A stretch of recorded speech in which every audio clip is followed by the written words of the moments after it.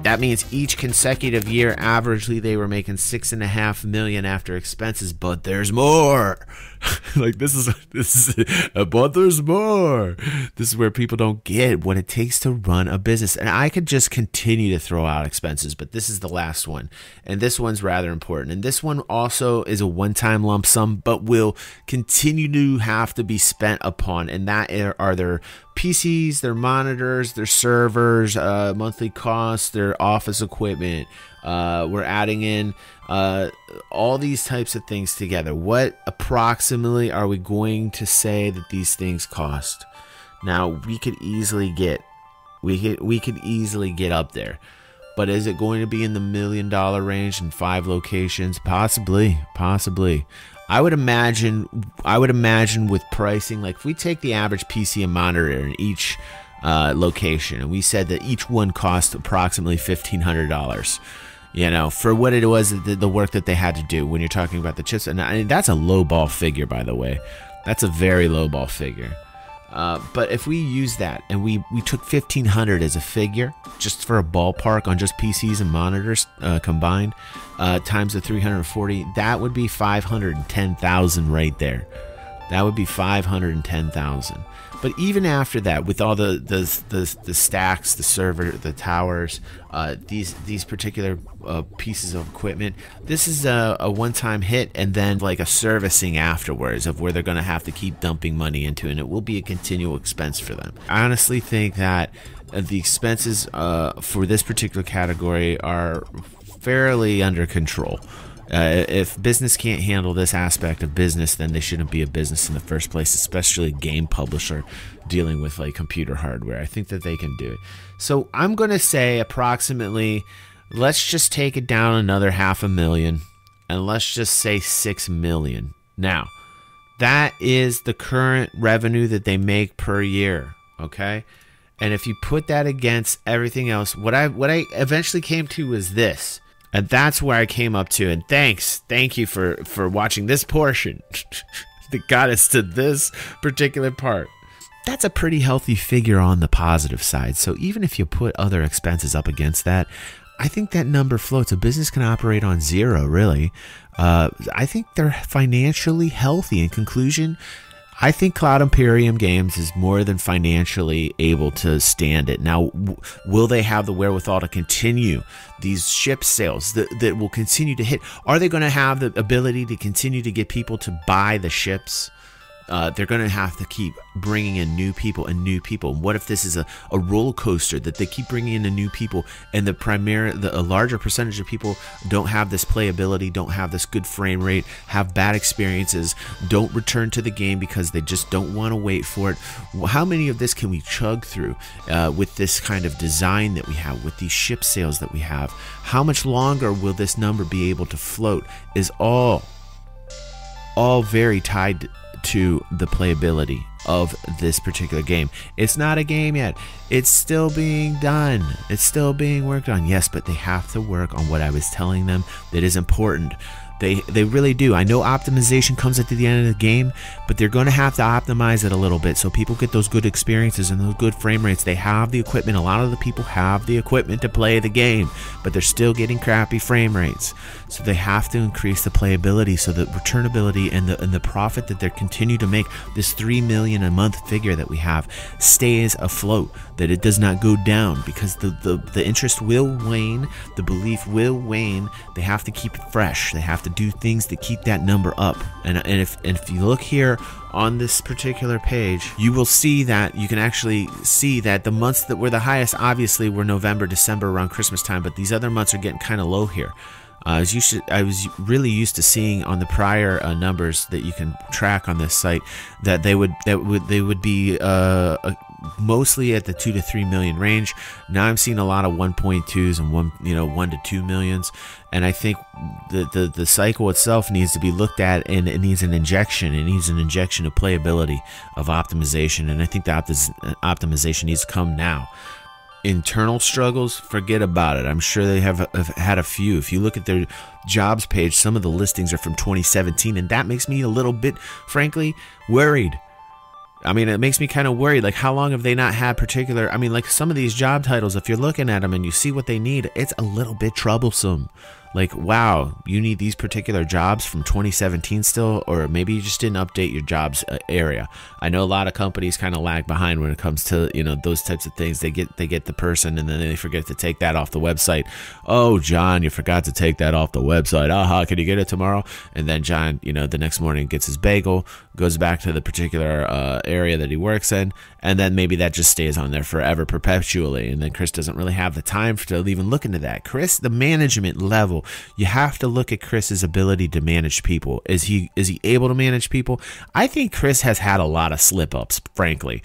You know, and you know, people kind of tout the fact that he's really good with other people. And you know, what I've seen on websites is that it is very mixed. I think what you have is this weird dichotomy with Chris. People either really love him or people really either hate him. I don't think there is an in-between with Chris and the people that are there that work for him. And that's a lot of the times what you will see from people who are leader types. You know, leader types become leaders because there is a track record. And you can track it through the years. And he has had his successes and he has had his failures. But give the man some credit for the ability to have this vision that he's had with this particular type of game, and the fact that he wants to do that this is his thing that he wants to do. And over the span of the years where they've brought in all this funding from fans directly, people are tied to it emotionally, and it is a very emotional experience for everybody involved, especially Chris. The amount of weight that has to be on his shoulders is absolutely ridiculous, because I wonder if he thinks at night, like if he's laying there thinking like, should I really have done it this way?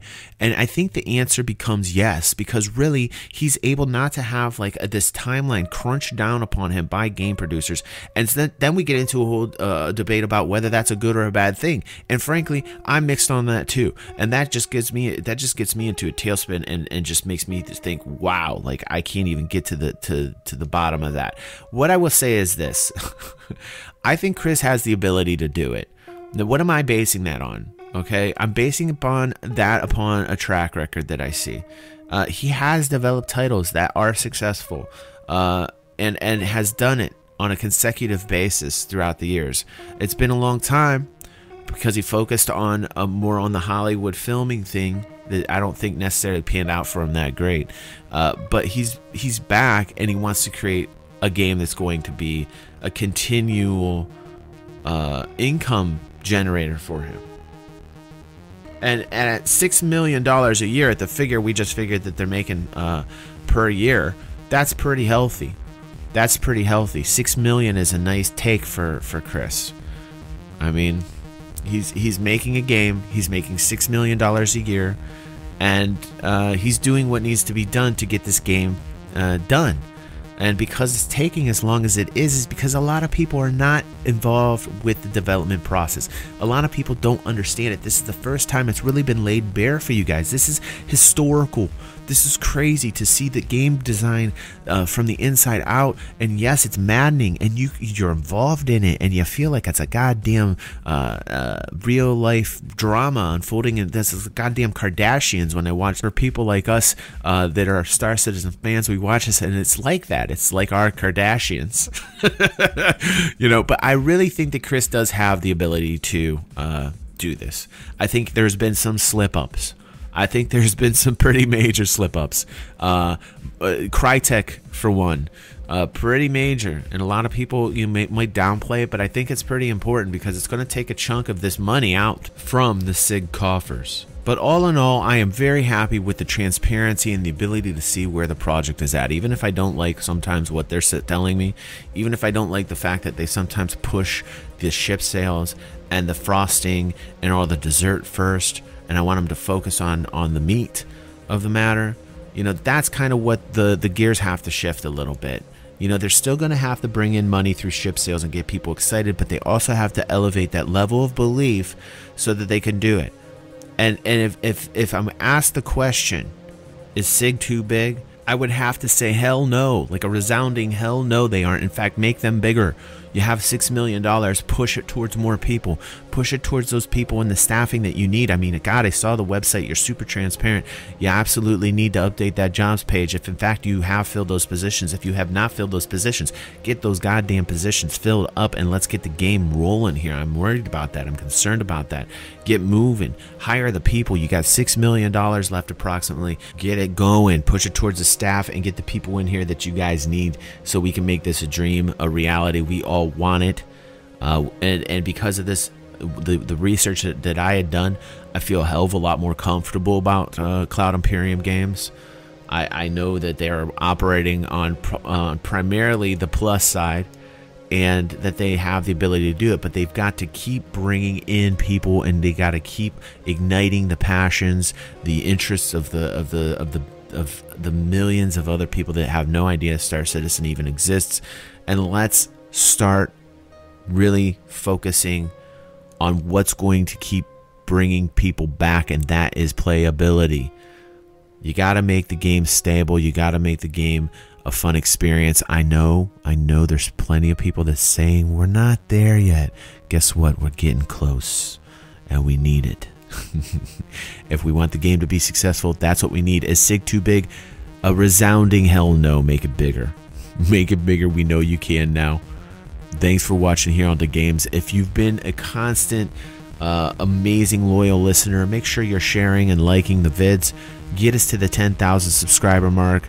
I appreciate every single one of you. Think about becoming a patron. I need more help. We need these giveaways to be bigger. If you're still listening, I know you're thinking it. Please just take the time to do it, and I would appreciate it so much if you help us grow and become part of our community by clicking our Discord link down below. Thanks for watching here on The Games. I had a lot of fun with this video, and a lot of research was put into this. Thank you so much. See you on the next vid.